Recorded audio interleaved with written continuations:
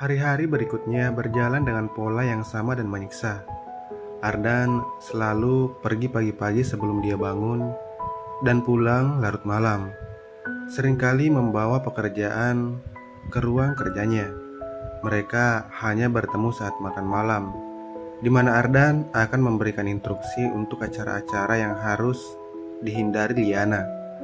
Menanyakan apakah dia sudah mematuhi jadwal yang diberikan Ibu Siska, yoga, perawatan kulit, pelajaran etiket, dan kemudian kembali ke dunianya. Liana berkeliaran di penthouse seperti sebuah hantu. Dia mencoba membaca, tapi buku-bukunya tidak menarik.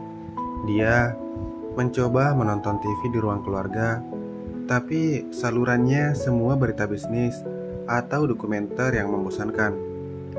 Dia merasa seperti tahanan yang dirawat dengan sangat mewah. Segala kenyamanan ada, tapi kebebasannya tidak ada.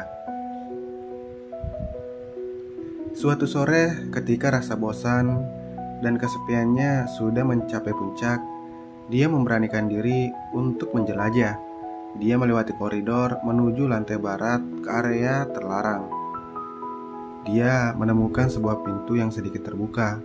Dengan hati berdebar, dia mengintip. Itu adalah kamar tidur Ardan. Lebih besar lagi. Seluruhnya berwarna hitam, abu-abu, dan krom.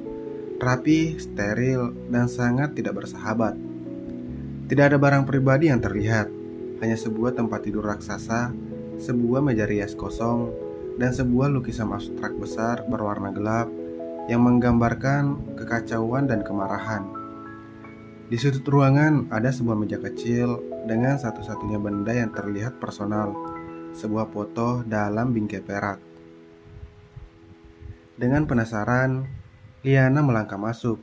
Itu adalah foto kecil Ardan, mungkin berusia 8 tahun, bersama seorang pria yang pasti adalah ayahnya, Agung Pratama.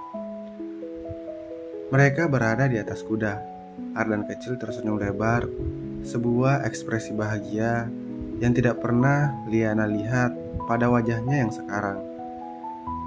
Tapi yang membuatnya terkesima adalah apa yang ada di foto itu, atau lebih tepatnya, apa yang tidak ada. Sebagian foto itu dipotong dengan kasar. Seorang wanita, pasti ibunya, dipotong dari gambar. Hanya menyisakan sepotong tangan yang masih terlihat di pundak Ardan kecil. Liana merasakan sebuah dorongan empati yang tiba-tiba. Apa yang terjadi dalam keluarga itu? Apa yang membuat senyum anak itu berubah menjadi dinginnya es seperti sekarang? Tiba-tiba, suara yang keras dan marah membuatnya melompat. Apa yang Anda lakukan di sini? Ardan berdiri di pintu. Wajahnya merah karena kemarahan, matanya membara.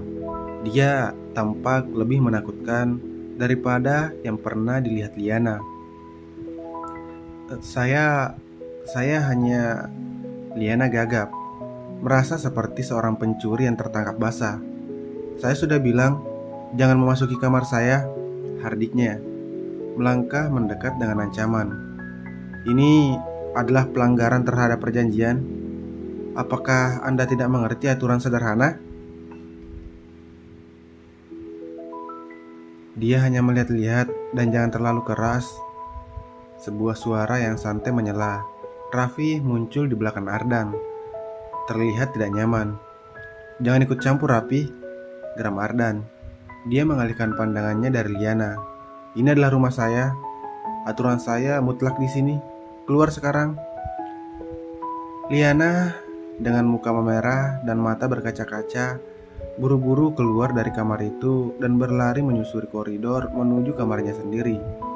Dia mengunci pintunya dan bersandar di sana. Jantungnya berdebar kencang. Dia tidak menangis. Dia terlalu takut untuk menangis. Dia mendengar suara mereka yang teredam di balik pintu. Dan untuk Tuhan Sake, dia hanya penasaran. Dia terjebak di sini sendirian sepanjang hari, kata Raffi. Dia bukan tamu, Raffi. Dia adalah sebuah aset yang harus patuh. Saya membayarnya dengan sangat mahal untuk itu. Saya tidak mentolerir pelanggaran atas privasi saya, jawab Ardan. Suaranya masih penuh amarah, tapi sudah lebih terkendali. Aset, apakah kau mendengar dirimu sendiri? Dia adalah istrimu dan secara hukum itu hanya di atas kertas, bentak Ardan. Jangan pernah lupakan itu. Suara mereka perlahan menjauh. Liana meluncur ke lantai, merangkul lututnya. Dia sekarang mengerti. Dia bukan sekedar tahanan. Dia adalah sebuah properti, sebuah aset, dan properti tidak punya hak untuk penasaran. Keesokan harinya, suasana sangat tegang. Ardan tidak berbicara sepatah kata pun saat sarapan. Liana terlalu takut untuk bahkan mengangkat pandangannya. Tapi malam itu, sesuatu yang tak terduga terjadi. Ardan pulang sangat larut, jauh lebih larut dari biasanya. Liana yang tidak bisa tidur, mendengar langkahnya yang tidak stabil di lobi. Dia mengintip dari balik pintu kamarnya. Ardan tidak berjalan dengan anggun dan terkendali seperti biasanya. Dia terhuyung-huyung. Jasnya tidak rapi, dasinya longgar, wajahnya pucat, dan dia mengerang kesakitan. Tangannya menekan pelipisnya. Migrain, Raffi pernah bilang secara singkat bahwa Ardan sering migrain parah, warisan dari stresnya yang terus-menerus. Ardan mencoba untuk menuangkan segelas air di dispenser di dapur, tetapi tangannya gemetar sangat hebat sehingga dia hampir menjatuhkan gelasnya. Dia menyandarkan dirinya ke meja kitchen Iceland, tampak sangat kesakitan dan untuk pertama kalinya sangat rentan. Liana melihatnya. Konflik terjadi dalam dirinya. Dia masih takut padanya, masih marah padanya. Tapi melihat seseorang, siapapun itu dalam kesakitan seperti itu, membangkitkan naluri keibuan dan kebaikan alamiahnya. Dia teringat Bibi Rina juga sering sakit kepala. Dia selalu membuatkan teh herbal hangat dengan madu dan lemon. Dengan hati berdebar-debar, Liana membuka pintu kamarnya dan berjalan pelan ke dapur. Ardan bahkan tidak menyadarinya, terlalu fokus pada rasa sakit di kepalanya. Liana membuka beberapa lemari dapur. Semuanya sangat rapi dan terorganisir oleh Ibu Siska, hingga akhirnya menemukan apa yang dia cari. Kantong teh. Dia memanaskan air di ketel listrik yang mahal, merendam tehnya, menambahkan sesendok madu dan perasan lemon dari kulkas. Dia tidak berbicara. Dia hanya meletakkan mug keramik hangat itu di meja di sebelah Ardan, lalu berbalik untuk pergi. Ardan mengangkat pandangannya terkejut. Matanya yang biasanya tajam sekarang redup dan dipenuhi rasa sakit. Dia melihat mug itu, lalu melihat punggung Liana yang sedang berjalan menjauh. "Tunggu," ujarnya. Suaranya serak, jauh lebih lemah dari biasanya. Liana berhenti tapi tidak berbalik. "Apa ini?" tanyanya. "Teh chamomile," jawab Liana pelan. "Dengan madu dan lemon, itu biasanya membantu bibiku." Ada keheningan panjang. Ardan melihat teh itu, lalu kembali melihat Liana, seolah melihatnya untuk pertama kalinya, bukan sebagai sebuah aset atau sebuah gangguan, tapi sebagai seorang manusia. Dia mengambil mug itu, tangannya masih gemetar, tapi dia berhasil membawanya ke bibirnya dan menyesapnya perlahan. Rasanya hangat, menenangkan, aromanya floral dan lembut. Sebuah kontras yang mencolok dengan segala sesuatu yang keras dan tajam di kehidupannya. Dia tidak berterima kasih, tapi ekspresi ketegangan di wajahnya sedikit mengendur. Liana tidak menunggu lebih lama. Dia kembali ke kamarnya, meninggalkan Ardan sendirian di dapur yang terang benderang,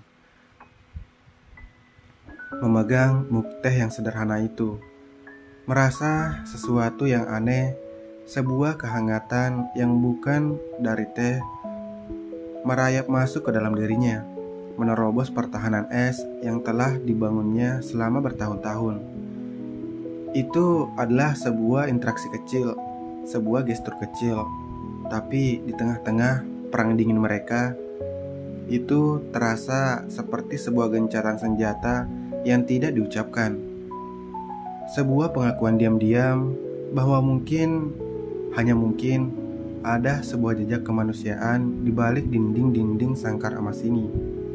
Liana kembali ke kamarnya, dan untuk pertama kalinya sejak tiba di sini, dia merasa tidak terlalu kesepian.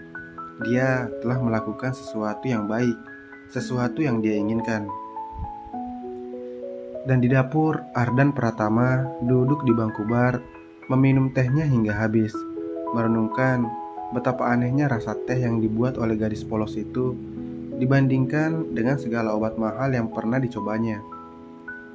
Es yang membekukan hatinya mulai retak, hanya sedikit, tetapi cukup untuk membuatnya merasa tidak nyaman dan penasaran.